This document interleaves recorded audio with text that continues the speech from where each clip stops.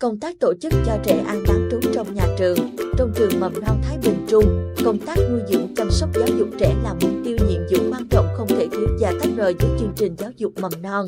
Chính vì vậy, để công tác tuyên truyền nâng cao chất lượng chăm sóc giáo dục trẻ đạt kết quả cao, điều không thể thiếu đó là sự phối hợp giữa gia đình và nhà trường. Sự chăm sóc và chế độ dinh dưỡng hợp lý, đầy đủ, cân đối sẽ góp phần quan trọng vào sự phát triển của trẻ. Để đảm bảo vệ sinh an toàn thực phẩm cũng như lên thực đơn phong phú, hấp dẫn đảm bảo dinh dưỡng cho bữa ăn hàng ngày của học sinh, nhà trường luôn luôn quan tâm giữ gìn vệ sinh môi trường, tạo cảnh quan môi trường xanh sạch đẹp. Ngoài việc lựa chọn nguồn cung cấp thực phẩm rau sạch, thịt cá tươi sống, nhà trường đã hợp đồng với đơn vị cung ứng thực phẩm dinh dưỡng có nguồn gốc, xuất xứ rõ ràng theo tiêu chuẩn vệ sinh an toàn thực phẩm đúng quy định.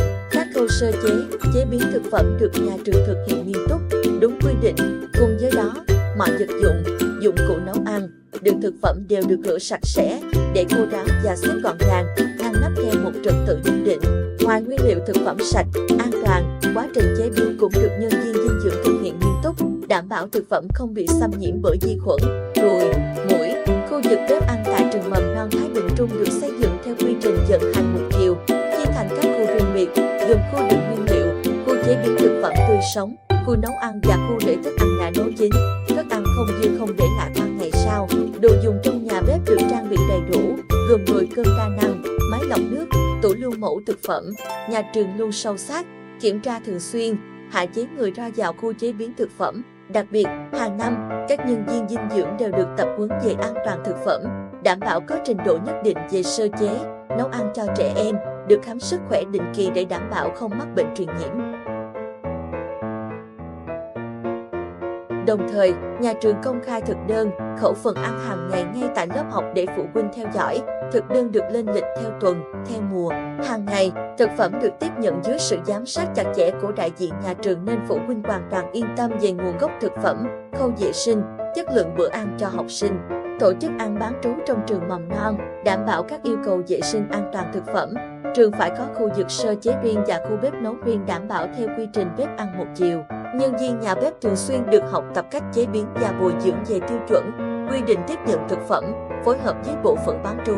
Thanh tra trường học thường xuyên kiểm tra nguồn thực phẩm nhập vào đảm bảo đầy đủ số lượng, chất lượng, thực hiện nghiêm túc quy trình chế biến, lưu mẫu thức ăn hàng ngày để đảm bảo tốt các quy định về an toàn vệ sinh thực phẩm, thay đổi thực đơn nấu ăn cho trẻ đảm bảo an toàn đủ chất dinh dưỡng, ngon miệng, xây dựng kế hoạch chăm sóc nuôi dưỡng, thực hiện công tác bán trú đảm bảo theo đúng quy định, công khai thực đơn hàng tuần, đang đáp ứng nhu cầu đông đảo các bậc cha mẹ và phù hợp với điều kiện của địa phương, nhà trường.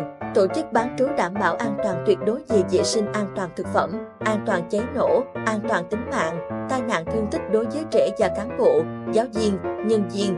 Giáo viên thực hiện theo đúng lịch sinh hoạt một ngày của trẻ, giờ nào việc nấy đưa trẻ vào nề nếp, như rửa tay bằng xà phòng. Trước khi ăn, cô thường xuyên giới thiệu tên các món ăn và những chất dinh dưỡng giúp trẻ nhận biết thực đơn trong mỗi bữa ăn.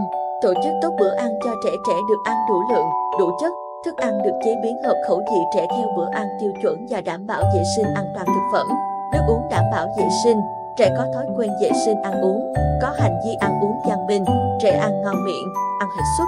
Sử dụng đồ dùng để cho trẻ ăn, uống bằng inox và được vệ sinh thường xuyên. Chuẩn bị đầy đủ các đồ dùng vệ sinh cho trẻ khi ăn như khăn lau tay, dụng cụ chứa thức ăn thừa, bố trí chỗ trẻ ăn phù hợp, đảm bảo sạch sẽ, thoáng mát, đủ chỗ ngồi, trẻ được chăm sóc bữa ăn tốt.